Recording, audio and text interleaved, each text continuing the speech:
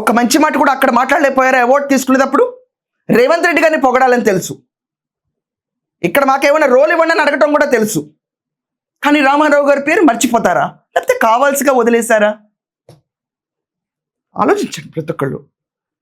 నేను ఇదేమి చిచ్చు పెట్టాలని చేయట్లా, ఒక అగౌరవం జరిగిందనే విషయం పైన మాట్లాడుతున్నాను. ఇక్కడ ఆంధ్ర సంబంధించిన వ్యక్తిగా అది మా పుణ్యభూమి అనుకుంటాం, ఇది మా కర్మభూమి అనుకుంటాం.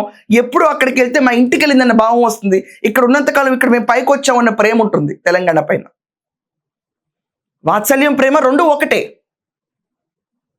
ఆ రెండింటిని సమాంతరంగా చూడలేని మీరు చిత్ర పరిశ్రమలో మీకు అవార్డులు రాకుండా వేరే వాళ్ళకి వస్తే ఒకే దృక్పథంతో చూస్తారని ప్రజలు ఎలా అనుకుంటారు?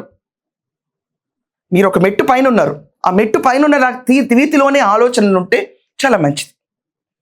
అలాగే మీరుంటే రామారావు గారు లాంటి పేరు మీకు లభిస్తుంది. Politically yes, your a failure.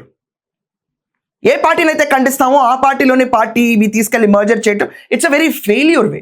జనాలని మోసం చేసి 18 స్థానాల్లో గెలిచి ఆ పార్టీ నేను ఇంకా నడపలేని చేతులు ఎత్తేసి కాంగ్రెస్లో కలపడం నీతివంతమైన రాజకీయమా?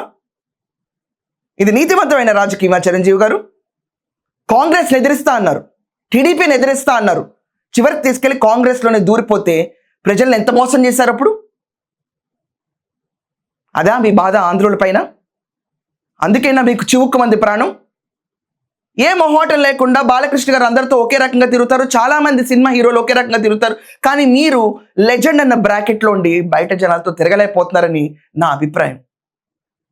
మీకున్న సహృదయాన్ని ఎక్స్పాండ్ చేసుకుని ఆంధ్రప్రదేశ్ వైపు మీరు సద్భావంతో ఉంటే ఆ రాష్ట్రము బాగుపడుతుంది. అక్కడ ఇన్కమ్ జనరేట్ ఎలా చేయాలో మీరు అక్కడికి వెళ్ళి ఖచ్చితంగా ఒక పొజిషన్ అడగండి, మీకు ఇస్తారు.